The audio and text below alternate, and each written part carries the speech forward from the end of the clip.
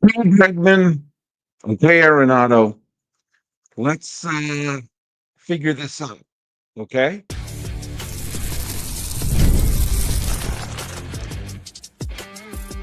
You are Locked On MLB, your daily MLB podcast. Part of the Locked On Podcast Network, your team every day.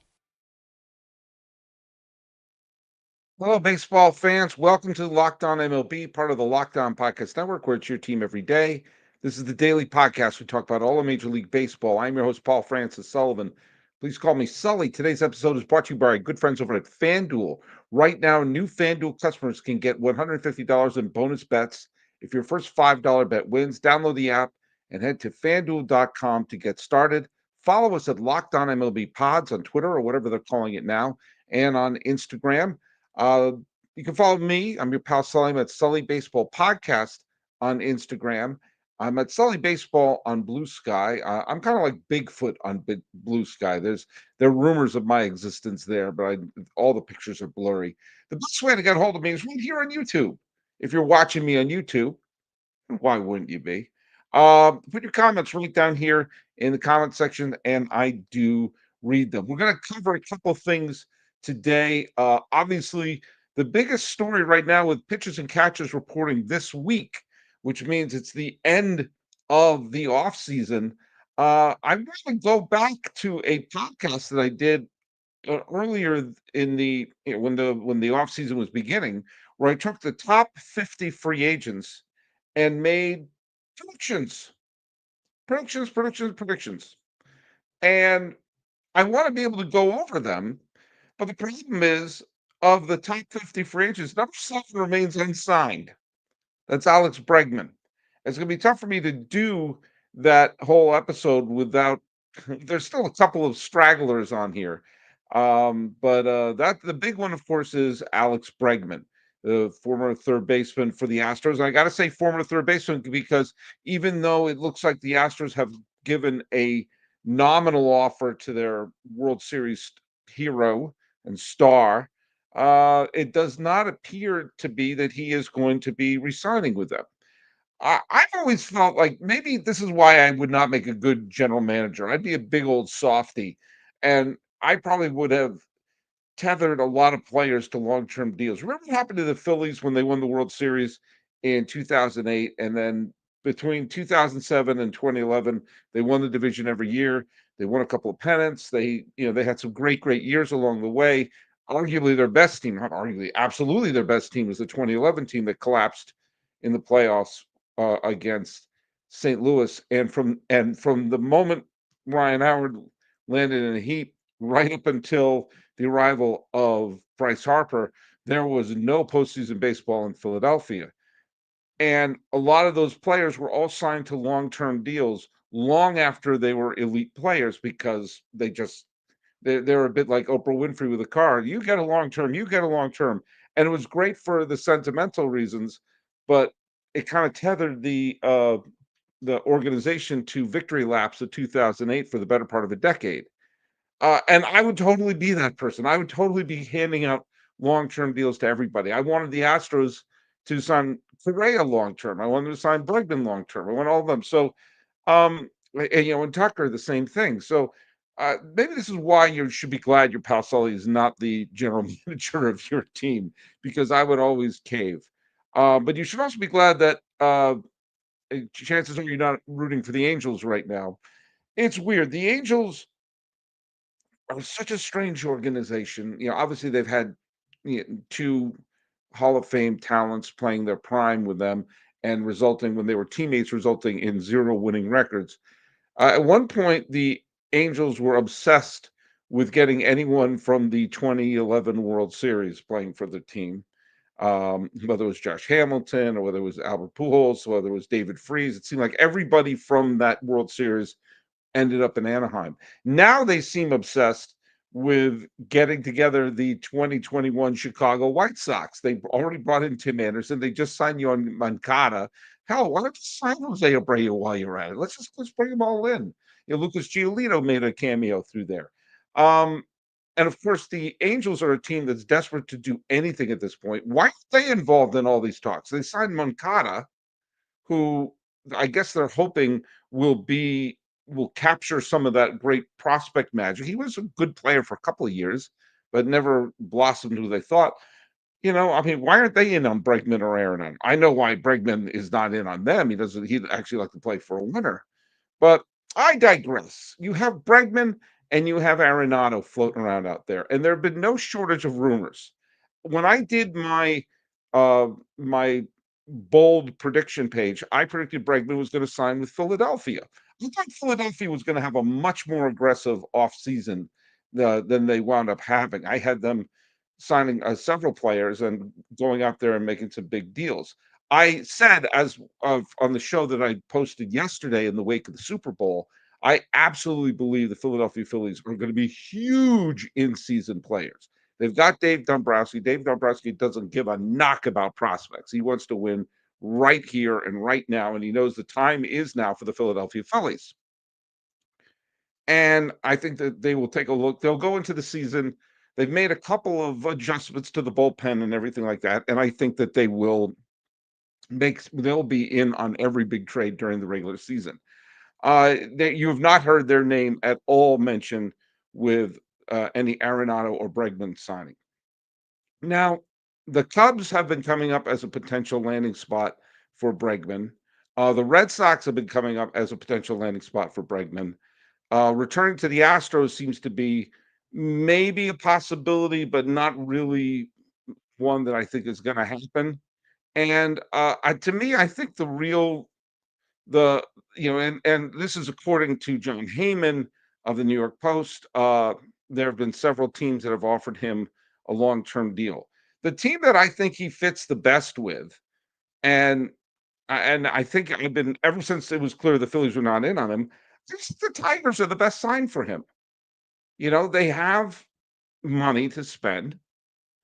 I mean, they're not a huge budget team in terms of their payroll right now. They have room to sign him.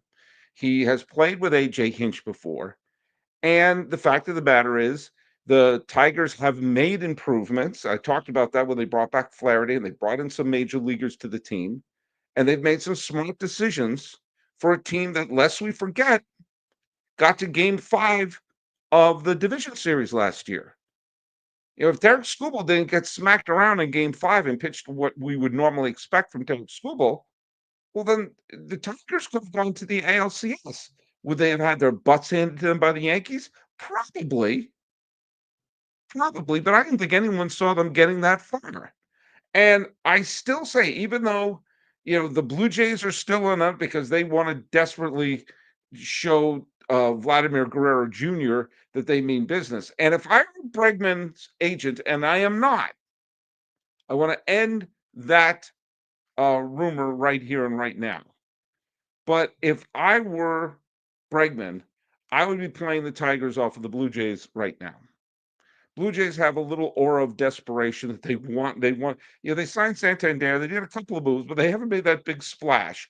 And they know they're staring at their franchise player, thinking about skedaddling. Make a move. I still say replace the manager, but make a move. But I think the best move for Bregman would be Detroit. I think Detroit is a team that could very well win the Central. And you take your chances. If you get into the postseason, you roll the dice and you take your chances. Bregman's been a winner. Bregman he's a World Series champion. And he's seen the postseason a bunch of times. And maybe having a player like that on the team isn't the worst thing in the world. That was the reason I thought they were going to bring in Verlander to maybe finish his career with Detroit, but I digress. I think they should do that. I absolutely think that's the move that the Tigers should make. I think it will help the Tigers, and I think it will help Bregman. I think it's the best spot for him, where there's a place for him in the lineup. He's a good, solid veteran who will be a terrific cornerstone with a lot of young players. They've got a good starting rotation. They've got a good bullpen. They've got a manager who, of course, was embroiled in all the scandal of 2017 and, let's face it, 2018, 2019, but he has shown he is a good manager by turning the Detroit Tigers around. So that, to me, And I think that is what's going to happen. I think this is a rare instance of a move that should happen and probably will happen, and quite frankly, makes the most sense. Now, when we come back, there is a consolation prize floating around there. If you can't get Bregman, you can get Arenado. And to me, there's an absolute no-brainer landing spot for him.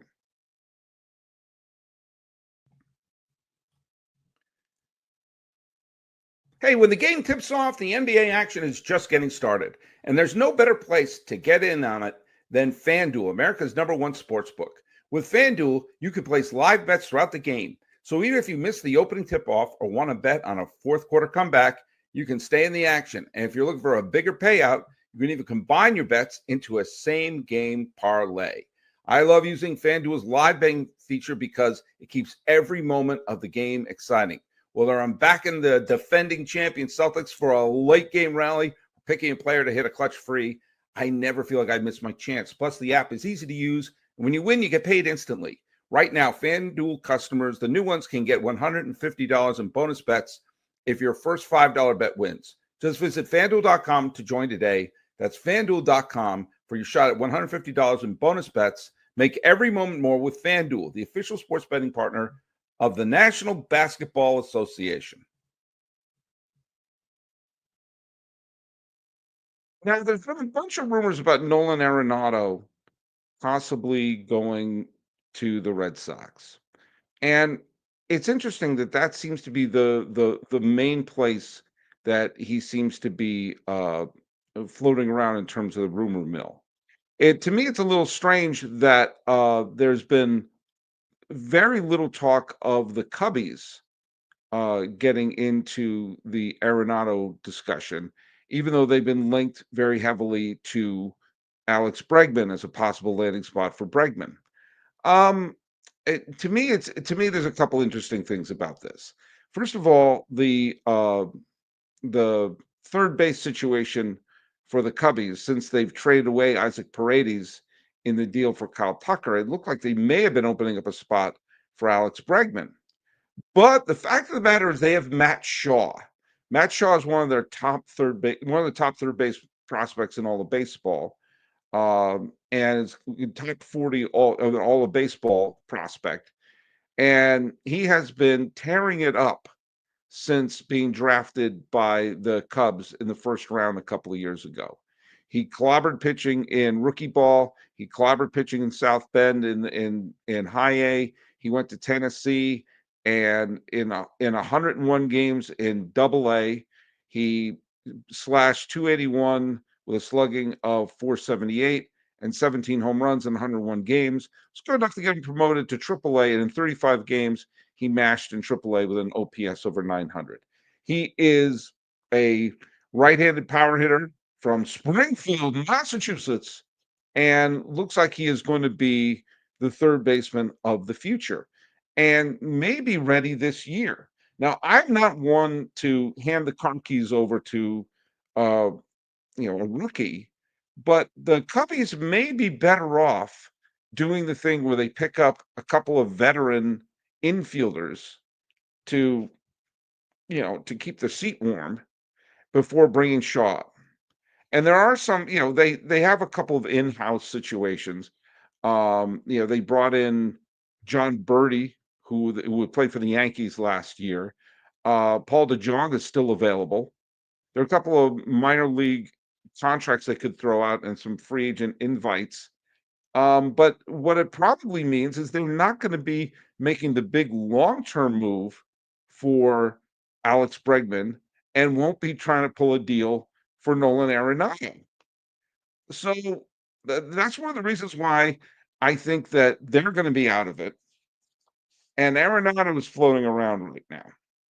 And right now, the Cardinals are a mess. We all know they're a mess. They went for broke a couple of years ago, traded away Scallon, they traded away Randy Arozarena. They traded a bunch of all-stars.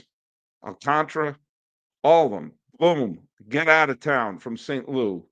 all to bring in some established stars, especially Goldschmidt and Arenado. And it didn't work. And now they have to rebuild. And they know they have to rebuild. And they know they have to trade away players. And they're playing at a not at a position of strength because everyone knows they're a tiny bit desperate, which is why the Red Sox should just float in right now. Now, there was the John Denton article at MLB.com has said that the Red Sox number 22 prospect Blaze Jordan, who is an infielder, could be a key in an Arenado trade.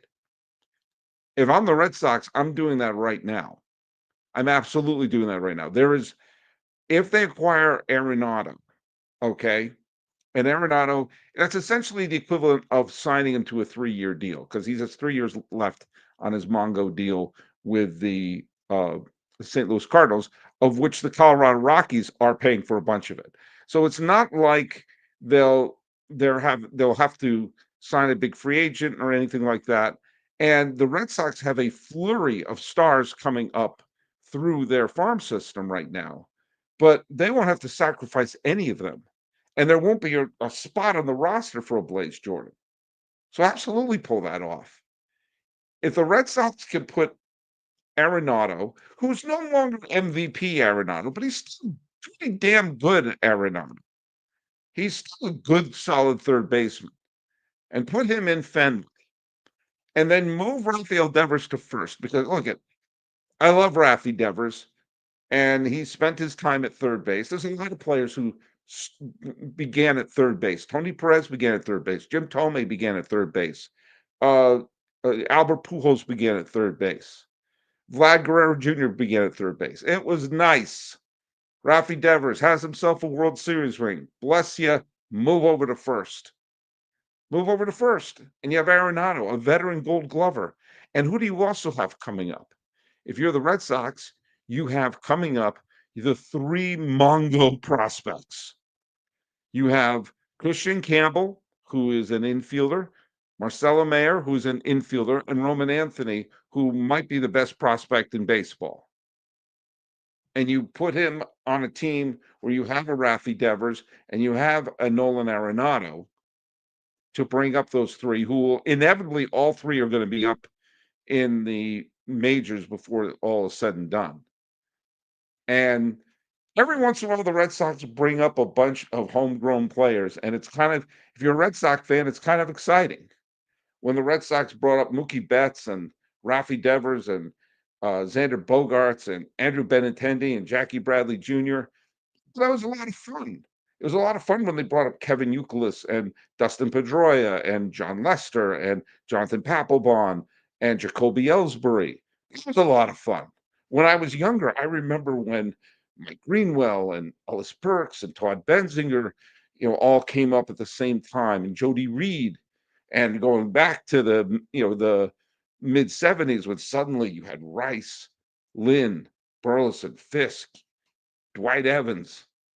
They traded for Jerry Remy. When you have a core of young players coming up at once, it's a lot of fun if you're a Red Sox fan to know you got 3 or 4 years with them before the front office does something really stupid.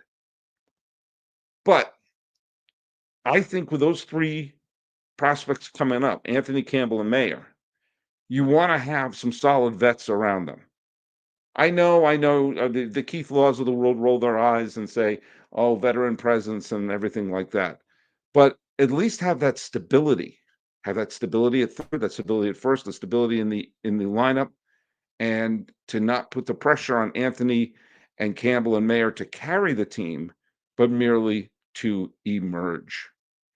And I think because the Cardinals are looking desperate, the Red Sox can make the deal and not tap into any of their top prospects. And quite frankly, that's the move that makes the most sense. That's why and I actually think, even though nothing seems to make sense in this world anymore, I do think that you're going to see the Tigers sign Bregman and the Red Sox trade for Arenado. And the Blue Jays are going to just throw their hands up in the air and say, I don't know what to do. I don't know what to do. And the Angels are going to look around and say, like, hey, who's left from the 2021 White Sox?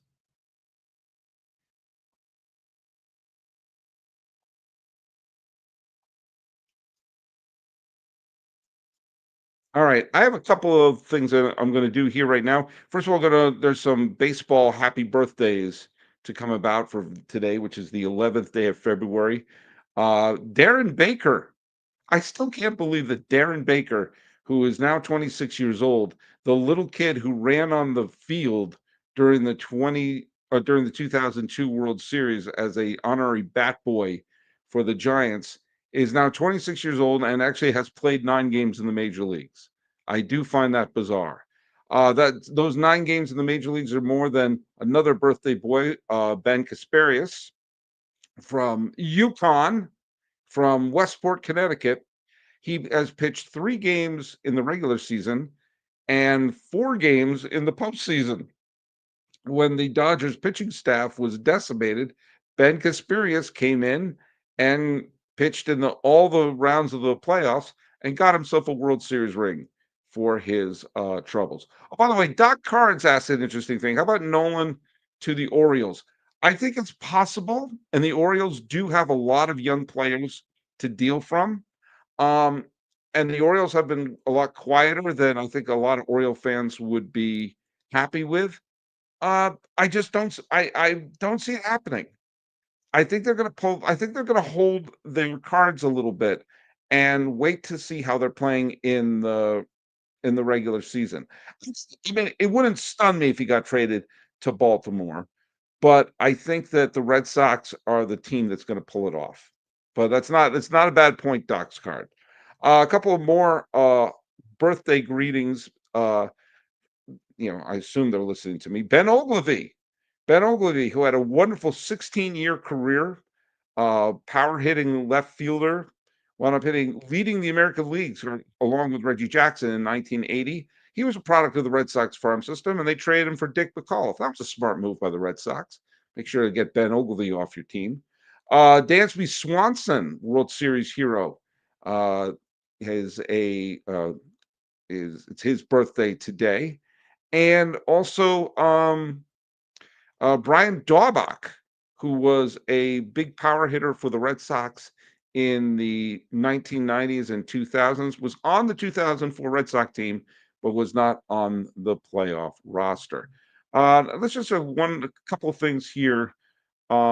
This is from Mohair 0507. Sully, just started listening to your podcasts. I've recently started treatments for cancer that I'm fighting, but listening to you makes my day much brighter.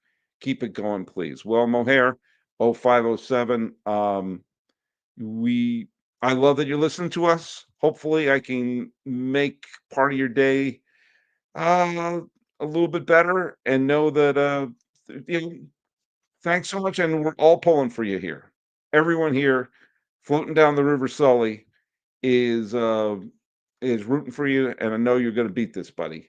I know you're going to beat this. And so let me know, who's your team? Who's your team? Hopefully you're not an Angels fan. Hopefully you are not an Angels fan. But for Mohair 0507, thanks so much for listening. And if you're listening every day, make sure to let us know. Post a comment and have that hashtag Everyday Sully. And that way, that helps me guess who's listening to us every single day. And hey, who's an everyday Sully? That would be Jet Black Onyx. Am I pronouncing that right, buddy? He's an everyday Sully. So you do the same. So we'll take a look at how my predictions have gone. I would love to report on actual news, but it's actually, I'm going to go to MLB Trade Rumors, the second greatest website in the history of the planet Earth. Nope, no news yet. No news yet. We did see that the Padres signed Jason Hayward, the Yankees side Ronaldo Hernandez, but no word yet. Maybe we'll find out tomorrow. So follow us at Locked On MLB Pods on Twitter, or whatever they're calling it now, and on the Instagrams. I'm your pal Sully. I'm at Sully Baseball Podcast on Instagram. But if you want to get a hold of me, put the message right here on the YouTube comment section. Talking about Nolan Arenado, Alex Bregman, the Astros, the Cubs, the Tigers, the Red Sox, the Orioles, and our buddy Mohair 0507. This has been Locked On MLB. I am your host, Paul Francis Sullivan. Please call me Sully.